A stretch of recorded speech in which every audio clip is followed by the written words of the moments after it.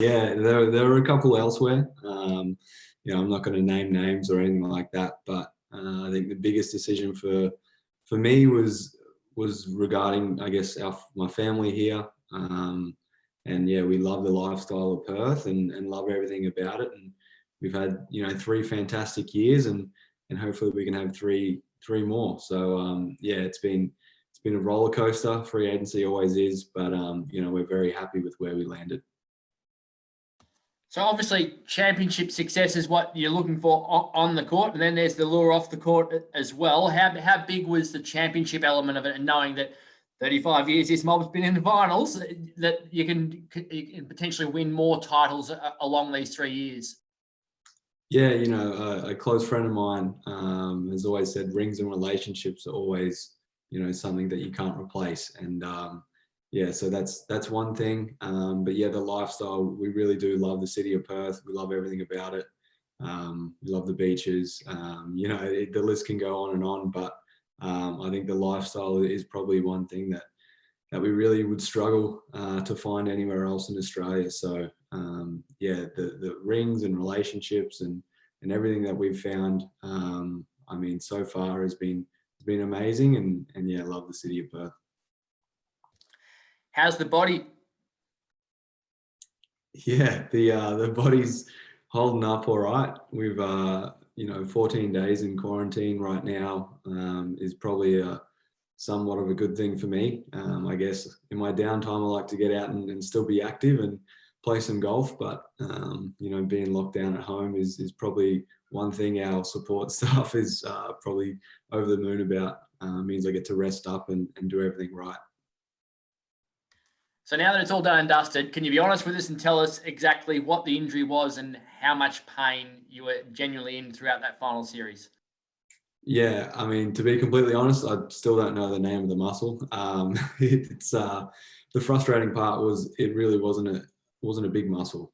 So I think that's probably the most annoying thing. The physios told me to go and do some research on it, and at the end of the day, it wasn't going to do me much any favors if I did find out what it was. And yeah, it was painful. I could barely get out of a jog. But yeah, it's, at the end of the day, it's you're playing in a final series, whether it be semi-final, grand final, and those things don't come around very often. So I've only been lucky to be here for the last 3 years, and things have gone our way, and we've made 3 grand finals. But it really is difficult to get to, even a playoff series. So for them to come around, yeah, it meant the world to me, and I was going to do everything I could to help my team.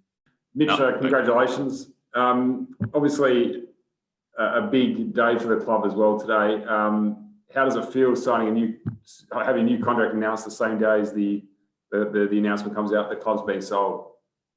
Yeah, obviously it's mixed emotions. Ever since I've been in the league, Jack Bendad has had a massive fingerprint on the Perth Wildcats, but not even that. I think the NBL. I've been at a number of different clubs where they're striving to be the Perth Wildcats, and that's credit to him and all the board who have set up an organisation like this. It is a powerhouse, and it's number 1 in the league. So yeah, credit to Jack. He's been a fantastic, businessman in his own right, and then setting up, something like this has been, an incredible journey for him. And, glad I was able to be a part of, I guess the final couple of years. But yeah, at the same time, it's very exciting with the new ownership group coming in. We had meetings with them today, and they seem like they're very much on the same page as Jack and the board have been in the past, and that's community first. I know they got a number of WA ties and links with the community, so that's something that we're excited by and look forward to. Were you privy to any of the discussions when you were negotiating your contract? Were you aware they were going on, and did it play on your mind at all? Not really too much. I guess my decision was based on my family and our situation.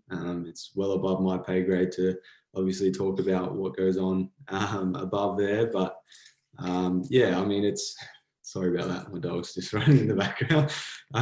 Yeah, it's exciting. You know, was it an issue or a factor? I don't think so. And yeah, I know I was speaking with, I guess, Craig and stuff like that today. It's very exciting as to where they think they can take the club.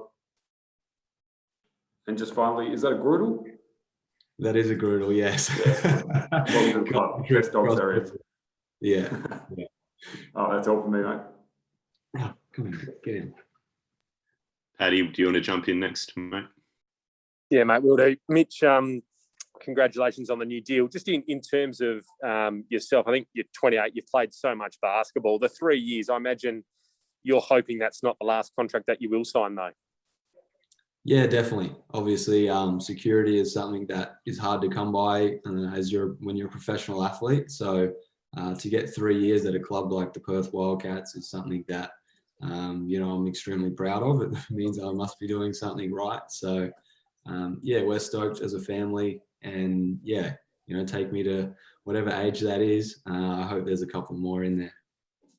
In terms of obviously that ownership, it is a big day, I think, as Tom mentioned as well. Was there any, I know from the Red Army themselves, they're so passionate and they want to see that team remain WA based. Was there sort of any, I guess, talk around the playing group just as, oh, crikey, let's hope that maybe Hutch doesn't come in and take away from the Wildcats of what we know here in WA?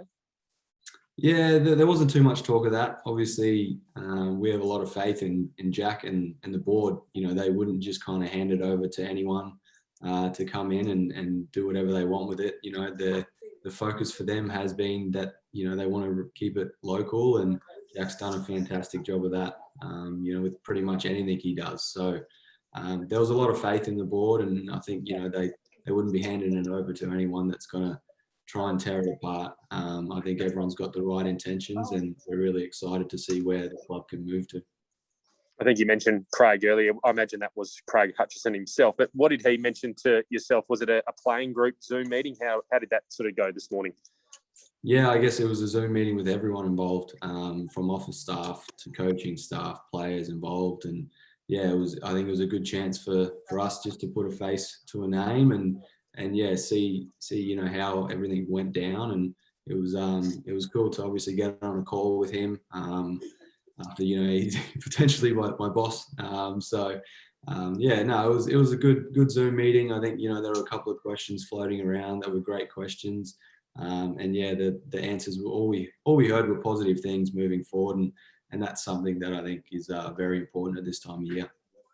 Is it sort of weird? We know Craig has stood down as the co-chairman of Melbourne United, but Perth and Melbourne's rivalry is pretty extensive and well documented, obviously in the recent grand final series as well. But is it weird going from someone who was so much in I guess invested in Melbourne United to now all of a sudden being heavily invested in the Wildcats?